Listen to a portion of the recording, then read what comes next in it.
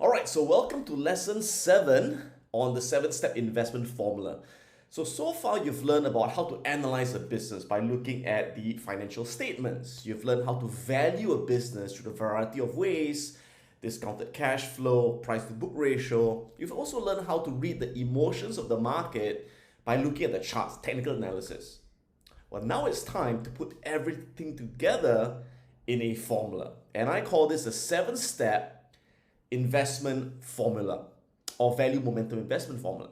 So before you ever want to buy a stock of a business, run it through these 7 steps. If it passes the step, it deserves a place on your watch list. And once the time is right, we add shares of the stock to our portfolio. Okay, so let's run through the 7 steps right now. So I divide the 7 steps into 3 main categories. First category would be the question, is it a great business? So we only want to invest in great businesses. Number 2, is it at a great price? Number 3, is it a great point of entry based on looking at the chart patterns? Okay, so again, the first question is it a great business? We only want to invest in great businesses. So how do we know it's a great business? First thing is to look at track record. Look at its historical performance. We want companies that are able to perform consistently over time. So the first step is to check, does the company have a history of consistently increasing sales revenue, earnings, and cash flow from operations? Now, earnings is used interchangeably with net income or net profit, so it's the same thing. We'll go into details in a while, but just that's the first step. Second step, does the company have positive growth rate? Is there a growth catalyst that's going to drive its growth into the future? Is it a growing business? And the higher the growth rate, the better for that particular industry. All right. Step 3, and to me this is the most important step of all. So the company has been able to grow consistently in the last 10 or 20 years. Can it continue to do so in the future? It all depends. Does the company have a sustainable competitive advantage? All right, so sustainable competitive advantage is also known as an economic moat. Like kings used to live in castles and they protect the castle with a moat, which is the water barrier, and they put a lot of crocodiles and piranhas to protect the castle from the invading enemy.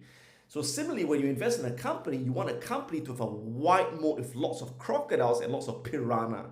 So the context of a business that comes about by having a sustainable competitive advantage. And I'll talk again more in detail about what it means and how do we identify it. But just to me, step 3 is the most important step of all.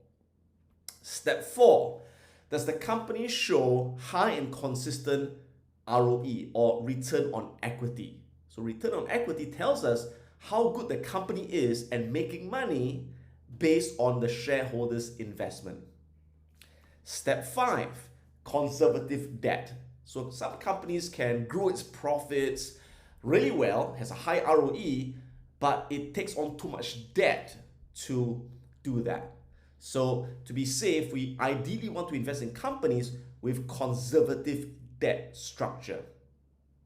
Okay, so again, we'll go through the details in a short while, but here's an overview.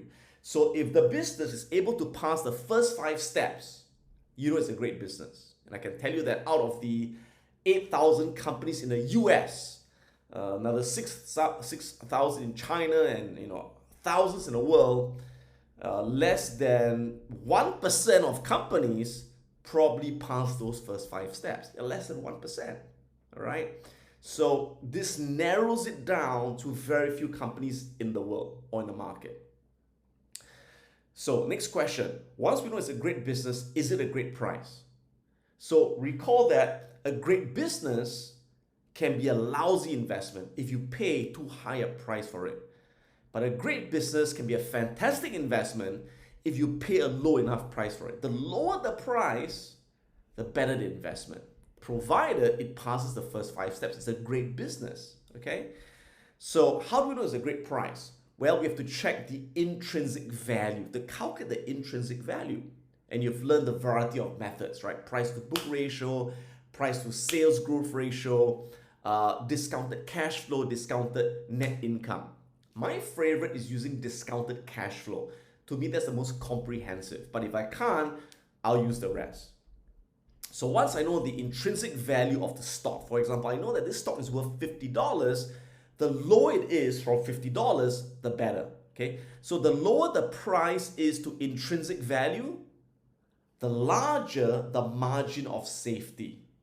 Okay? So if I'm investing in a company that has a lot of uncertainty, like for example, Boeing, a couple of months ago, it had so much uncertainty. Grounding of its planes, it was hit by COVID-19, crashing oil prices. So Boeing started losing money. So there was a lot of uncertainty. So when I invest in a company with a lot of uncertainty, hey, for me to get in, I only want to ensure that I'm getting a really good deal. So for an uncertain company like Boeing that went through that rough period when it was so uncertain, I wanted at least a 30 to 50% margin of safety. So when I calculated that Boeing's intrinsic value was about $220, I only wanted to buy at $100 a share or $120 a share, so I get a 50% discount. So that gives me a margin of safety. But when I'm investing in a company with little uncertainty, that's recession-proof, that's making huge profits even during the COVID crash, like Amazon or Microsoft or Google, right? So these companies have low uncertainty, so I don't demand that much of a discount. So if it's like 20% discount, I'm in there, I'm grabbing a 20% discount. Does it make sense? So the bigger the discount, the safer it is. Last thing, is it a great point of entry? So sometimes it's a great business, really cheap, but it's still going down, right? Cheap gets cheaper. So ideally, I want to buy at a strong level of support where there's a high probability that is not going lower anymore. Again, there's no guarantees, but I like to make educated guesses that, okay, more or less is near the bottom, I'm going to start adding shares. Or it's reversed into an uptrend. So the moment I add, I have upward momentum. So although I see as an investor, I take a long-term view. I take a 3, 5, 10-year view. But at the same time, the majority of my investments, the moment I buy, they start turning profitable almost immediately. Or at the very most, I wait a month or 2 or 3 months, it's usually really profitable by looking at the charts and timing my entries as intelligently as possible. So based on this, I want to buy when the price is on an uptrend and it's making a dip on the uptrend. It's retraced to a level of support on the uptrend. Again, we'll go into detail in a short while.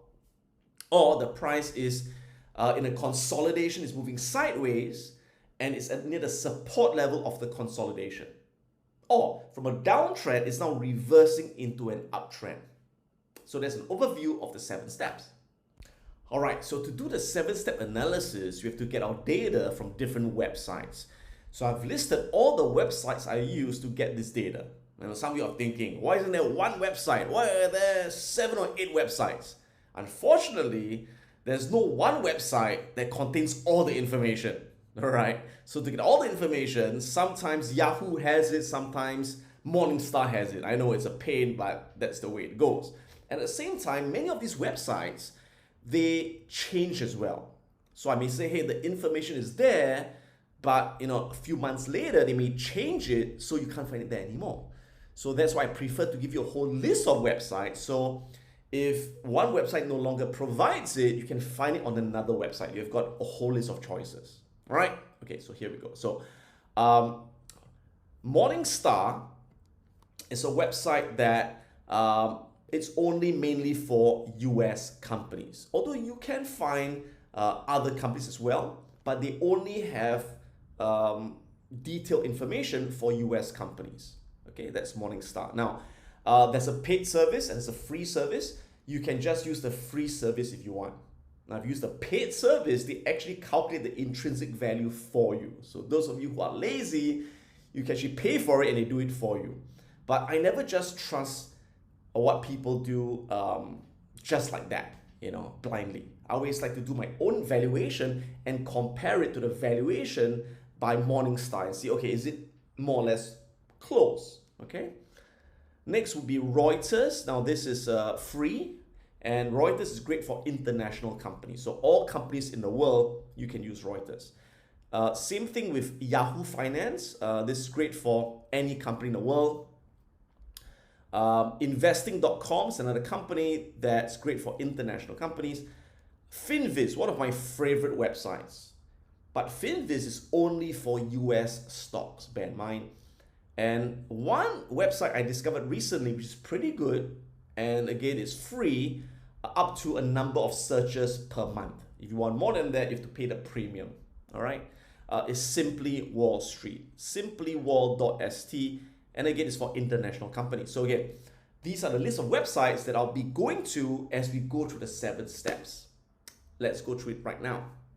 All right, so step 1, once again, we only want to invest in companies with a history of consistently increasing sales revenue, earnings, which is also known as net income and net profit, as well as cash flow from operations. And we want to ensure it's consistently increasing for at least 5 years, or 10 years would be even better. So again, we want to see a history of increasing sales revenue, companies selling more and more products over time, company is making higher and higher net profit or earnings, and the company is generating more and more cash from operations year after year after year. Okay, now it doesn't mean that it has to increase every single year. That is not a must, as long as you see a general uptrend. So even if sales, for example, profit dropped for 1 year, that's fine as long as it goes higher the next year. So a general uptrend. And we want all 3 to be consistently increasing. Now, are there some exceptions to this rule? Yes, there are some exceptions. One exception would be if you are investing in, say, a speculative growth company that is a relatively new company, like, for example, I invested in Meituan Tianping, which is a China company that is it's a pretty new growth company. So companies that are new, they may not have profitability yet. All right, because they have not reached any economies of scale. They're still losing money, but eventually they'll turn a profit. So for those exceptions, as long as sales are going up, but it's not profitable yet, we may still invest. But understand these are exceptions, and these are more risky companies with a different set of rules, which we'll talk about more later on. But in general, we want sales to be rising, we want it to be profitable, and profits are increasing consistently, and cash flow is rising as well. Now, another exception to the rule would be for banks, finance companies, example would be credit card companies or insurance companies, okay, or brokers, all right, or property developers or commodity companies. For these kind of companies, we don't require them to have increasing cash flow from operations. It doesn't apply. Why?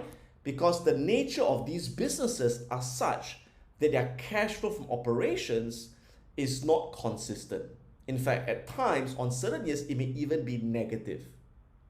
So for these companies, we only have to look at increasing sales revenue and net profit or earnings. And we can ignore the cash flow from operations. But for all other businesses, we demand all 3 to be increasing consistently. So take a look at, for example, General Motors, a company that I would never invest in, right? Why? Look at the last 10 years during this period. The green line represents its earnings or its net profit, same thing, right? So you can see that in this year, it made lots of profits. Next year, it broke even. Then the profits went up, went down, and started losing money. What do we call that? We call that inconsistent. 1 year they make a lot of money, 1 year they lose money. So when you have inconsistent profits, it is almost impossible to anticipate or project what's the profit next year. We have no idea.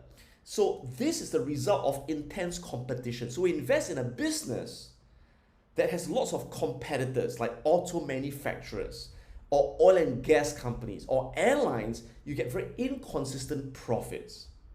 We don't like that. We never want to invest in those businesses. On the other hand, look at Johnson & Johnson, J&J. They are a diversified healthcare company, all right? And look at that same period of time. Their profits is increasing, right, every single year. We only want these kind of businesses. We want to avoid the ones on the left, okay, and invest the ones on the right. So why is it that a company like Johnson & Johnson can increase its sales and profits consistently? Because it has a sustainable competitive advantage. It's got a wide economic moat, which is step 3. We'll get to that in a short while. So once again, when historical earnings are consistent, future earnings are more predictable. And that's what we want.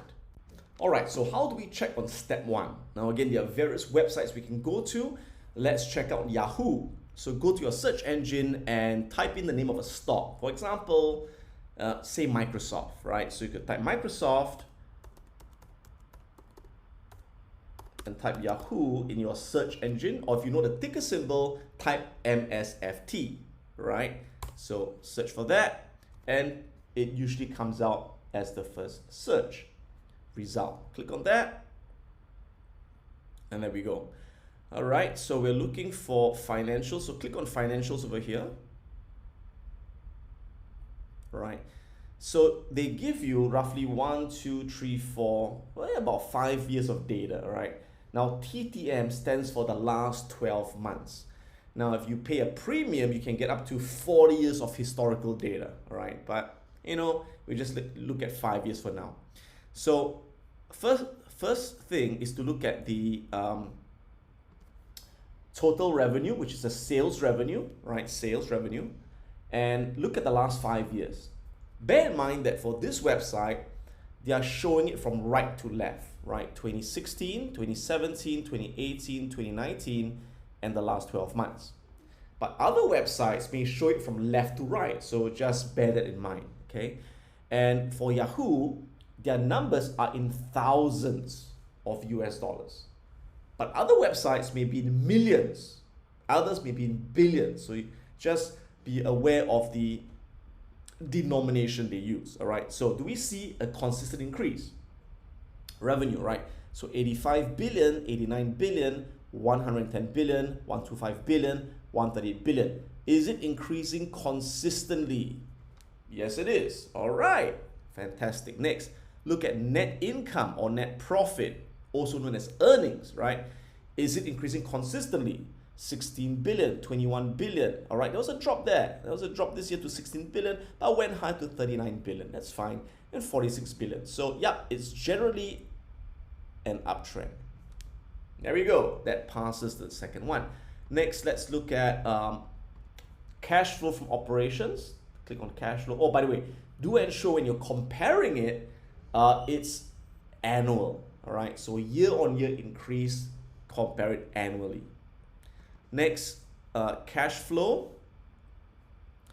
And we want to look at cash flow from operations. This one, cash flows from operating activities, 33 billion, 39 billion, 43 billion, 52, 58. Yes, increasing consistently. All right, so that passes step 1.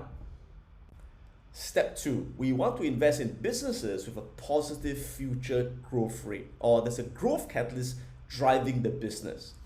So where do we look for the growth rate? So there are 2 places I go to right now.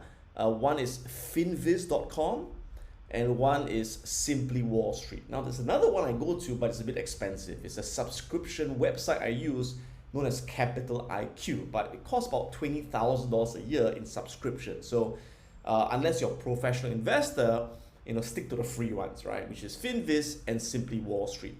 What am I looking for? I'm looking for a positive growth rate, and the higher the better within the industry. Now, of course, it's industry dependent. If you look at, for example, the technology industry, right? You look at Apple and Microsoft, then a growth rate of 20%, 30% is pretty common, all right? But if you're investing in, say, consumer staples like McDonald's or Yum Brands, Procter & Gamble, those companies don't grow at 20%. They grow at 6% or 7%, and that's fine within that category. So you always want to invest in the best growers within that category. So you compare a company to its peers within that same industry. Okay, so where we find the growth rate, let's check it out right now.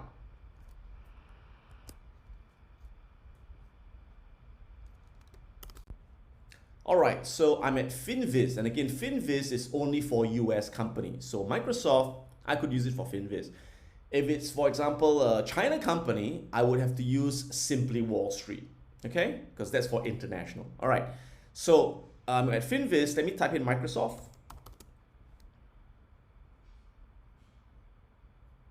And what am I looking for? Okay, so I'm looking for what is known as EPS next 5 years. So this means what is the 5-year projected growth rate of Microsoft. Now this refers to the earnings growth rate, but usually I just use the growth rate as a proxy for the cash flow growth rate as well. Because in the long run, the earnings growth rate and cash flow growth rate should be similar, all right? So Microsoft has a projected growth rate of 15.22%. So as long as it's positive, it passes a step. Now later when we calculate the intrinsic value of a company, we need a projected growth rate, and this is what we'll be using. Now at the same time, I like to take a look at the historical growth rate, the last 5 years. And you can see that the last 5 years, past 5 years, it was growing at 12.5%, right? So more or less you can see it's pretty close, right? So it seems that analysts are more optimistic about the future growth rate, that from 12.5% in the last 5 years, they expect it to grow to 15%, all right? So that's why I look at it as well.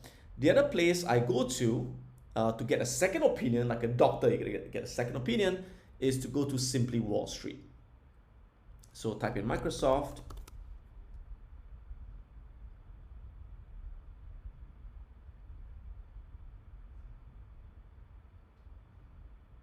Scroll down and look for,